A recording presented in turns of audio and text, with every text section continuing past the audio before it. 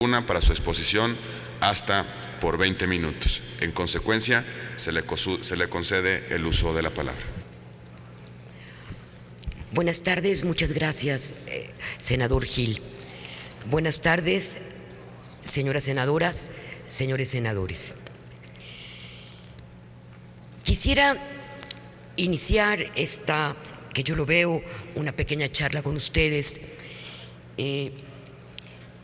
haciendo alusión que desde el contenido formal de la Constitución reúno los requisitos para ocupar el alto cargo de ministra de la Suprema Corte de Justicia de la Nación. Soy mexicana por nacimiento, he radicado toda mi vida en México, soy licenciada en Derecho. Desde el año de 1986 obtuve mi título. Tengo, desde luego, más de 35 años y desde el punto de vista formal considero que reúno estos requisitos. No obstante de ello, porque de esto es lo que quisiera yo platicar con ustedes, la norma como tal no únicamente tiene contenidos formales, sino también materiales. Y por eso me encuentro aquí ante ustedes para expresarles cuál es mi sentir respecto de cómo tiene que ser la justicia en México. Voy a retrotraerme a los orígenes de mi carrera, que evidentemente es de naturaleza penal. Al inicio de mi profesión elegí el área penal porque el área penal es aquella área que refleja mayor humanismo. Inicié como defensor de oficio en salas penales del fuero común y como defensora de oficio, que somos los profesionales que nos encargamos de la defensa de los más pobres, los más desprotegidos, aprendí, introyecté que sobre todo los grupos, voy a llamarles de esta manera, a lo mejor los más pobres de los pobres, a veces no son escuchados por los jueces. Aprendí el dolor que representa estar interno en un centro de reclusión, el dolor de sus familiares que los acompañan y el hecho de saber que no son escuchados. Haré un paréntesis. Provengo de una familia de clase media y como ello, mis padres nos enseñaron a todos los hermanos como uno de los principales baluartes de la familia, que todo lo teníamos que hacer con base al esfuerzo. Así que provengo de una cultura del esfuerzo. Quería hacer este paréntesis porque fue a partir de mi labor como defensora de oficio que se me invitó a colaborar en la Procuraduría General de Justicia del Distrito Federal. Y ahí aprendí la otra cara de la moneda, ya no del acusado, el de la víctima, que también la víctima aprendí que también se sentía no escuchado por las autoridades judiciales. Mi trabajo como representación social, también en salas penales del tribunal local, me dieron la puerta por mi trabajo a colaborar como secretaria proyectista de un magistrado, del magistrado Guillermo Arroyo de Anda. Y ulteriormente después de atravesar los filtros y pasar mi examen como juez penal, la oportunidad que había tenido de escuchar a los imputados, de ver a sus familias y su dolor, pero por otra parte, también ver la posición de desventaja que también se encuentra la víctima de un delito. Porque hasta la fecha, dado que todavía no entra en vigor la reforma constitucional de 2008, las víctimas, en la generalidad de los casos, son tratados como invitados de piedra. Esta visión que me dio ser parte como defensa, como parte también de órgano acusador, a mi juicio, considero me permitieron entender que mi función jurisdiccional era siempre buscar un equilibrio. El equilibrio entre lo que busca la víctima, lo que busca la sociedad, un mayor beneficio social, pero también consideré que tenía que ser un menor costo para el que delinquía. ¿Y qué significa un menor costo?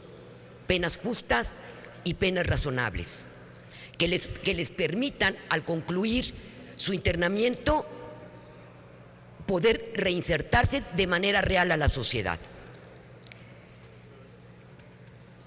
La justicia penal de adultos, desde luego, tiene aristas, tiene serios problemas que los juzgadores tenemos que enfrentar y que la Suprema Corte de Justicia tiene en su oportunidad que ser oportuna en las opiniones que emita. Estamos cercanos a la entrada en vigor del sistema acusatorio, un sistema acusatorio que nos permite mayor transparencia en nuestra actuación como jueces, que nos permita ver de manera cercana al acusado y a la víctima para poder hacer justicia. Entendida la justicia no como un concepto, como un valor abstracto, como ideal, pero también como una realidad. La justicia la tenemos que ver como un acercamiento hacia las partes. La justicia constitucional atraviesa un sinnúmero de retos. Dentro de estos retos está la reforma constitucional penal. Y no obstante que la Suprema Corte de Justicia de la Nación se ha pronunciado ya sobre un tema tan importante como es el juzgamiento de niños, niñas, las y los adolescentes, me parece que la Suprema Corte de Justicia también tiene que guiar directrices en derechos sociales de este sector que evidentemente es vulnerable. Actualmente soy magistrada, soy juzgadora en materia de justicia de adolescentes. La reforma de 2005 abre este nuevo paradigma. Y al abrir este nuevo paradigma y al instrumentarse el sistema, formé parte de la comisión que instrumentó el sistema de adolescentes en el Distrito Federal. Y en esta nueva faceta de mi profesión, que también es penal, porque la justicia de adolescentes es penal modalizado, pero no pierde su naturaleza penal, he advertido que este sector que llega ante nosotros normalmente son niños, niñas, las adolescentes, los adolescentes que en la generalidad de los casos tienen truncos sus estudios. En muchos de los casos no tienen familia o sus redes sociales son tan escasas que no les permiten poder adquirir estos derechos de orden social. Por eso creo que la Suprema Corte de Justicia de la Nación en este tema, como en otros más, tiene que judicializar los derechos sociales para un mayor bienestar de la niñez y de la adolescencia. Como juzgador, también he visto que las mujeres, las niñas, las adolescentes, nos encontramos en muchas ocasiones dándonos un trato desigual. ¿Cuántas veces no sabemos de casos de agresiones de orden sexual que no son atendidas este sector, este grupo que evidentemente, al ser muy reciente el reconocimiento de los derechos de las mujeres, requiere mayor atención? Requiere mayor atención y el Estado tiene que ser decidido, y la Suprema Corte de Justicia de la Nación tiene que adoptar o guiar, emitir directrices para que en supuestos de trata de personas, de niñas, de adolescentes, de mujeres, pueda el Estado, concretamente la autoridad investigadora de delitos, por sí allegarse del mayor número de pruebas y, ¿por qué no?, aún con el sistema acusatorio, también los juzgadores, allegarnos de pruebas, atendiendo esencialmente a que en muchas ocasiones no se les da un real acceso a la justicia. La Suprema Corte de Justicia de la Nación se encuentra y tiene que trabajar nuevos retos. Reitero, el reto que implica el sistema de juzgamiento de adolescentes por la reciente reforma de 2005, las reformas que van a enfrentar con la reforma constitucional de 2008 y desde luego la de junio del 2011, esta reforma de junio de 2011 abre una nueva visión para los juzgadores mexicanos, desde el más alto juzgador, que lo representa el ministro de la Suprema Corte de Justicia, hasta el juez de cuantía menor o delito no grave. Tiene que ver que esta reforma rompe y resquebraja el sistema anterior que venía llevándose a cabo en México. Hemos ingresado a un Estado constitucional de derechos y esto implica el reconocimiento pleno por parte de los juzgadores que, si bien está la norma, como operadores, estas normas tenemos que dotarlas de contenidos basados en principios tales como la dignidad humana, como los derechos humanos, como la libertad. Porque más allá de la norma, el ser humano es el eje central de la institución, derecho y de la administración de justicia. Como juzgadores tenemos que apartarnos de la letra fría de la ley, no olvidando que es ley, sino dotándola de todos estos presupuestos que nos lleven a hacer una verdadera justicia, que es lo que está clamando nuestros gobernados, que es lo que está clamando la sociedad. Una justicia donde quieran a jueces, magistrados, ministros cerca de ellos. Tiene que existir un diálogo, tanto con la sociedad, así como entre poderes locales y federales. Como integrante de un poder local, nos sentimos alejados de quien dicta la última decisión, que es la Suprema Corte de Justicia. En la medida que no haya diálogo entre poderes, entre sociedad, no podrá existir esa justicia que nos está pidiendo la sociedad. Al haber justicia, habrá gobernabilidad. Y al existir gobernabilidad, va a existir la paz, que es lo que requiere toda nuestra sociedad. Voy, si me permiten, esto sí, a citarlo de manera textual dentro de mi ensayo, y quiero hacerlo de manera textual para que no se me olvide alguna frase. Montesquieu decía, y en el pasado lo vimos, que los jueces eran marionetas que pronunciaban la voz del legislador, modelo que desde luego ya no se replica y se ha dejado de replicar.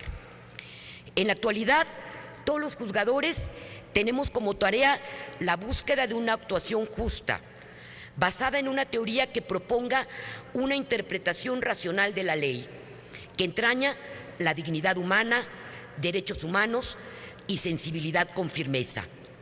Entramos a un nuevo modelo de derecho constitucional y desde el más alto del más alto juez, como ya lo había dicho, que lo representa un ministro de la Suprema Corte de Justicia, seguido por los juzgadores de segunda y primera instancia, locales y federales, tenemos que indignarnos con la injusticia, no dejar de conmovernos con el dolor de los justiciables, pensando que con ello perdemos la condición de juez.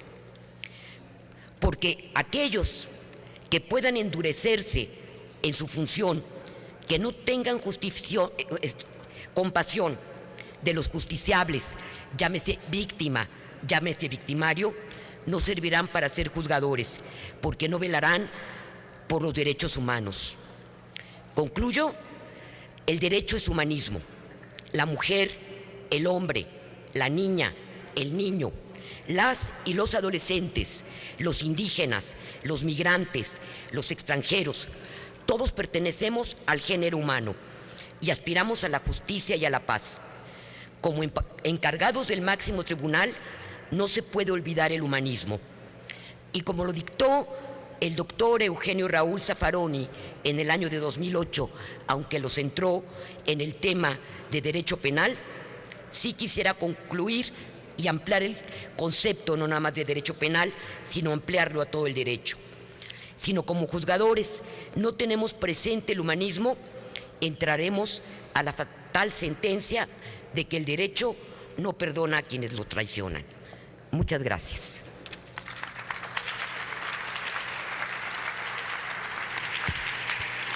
Muchas gracias por su participación, ciudadana Sara Patricia Orea Ochoa. Le solicito al personal de asistencia acompañe a la ciudadana Orea Ochoa al salón contiguo e invite a pasar a la ciudadana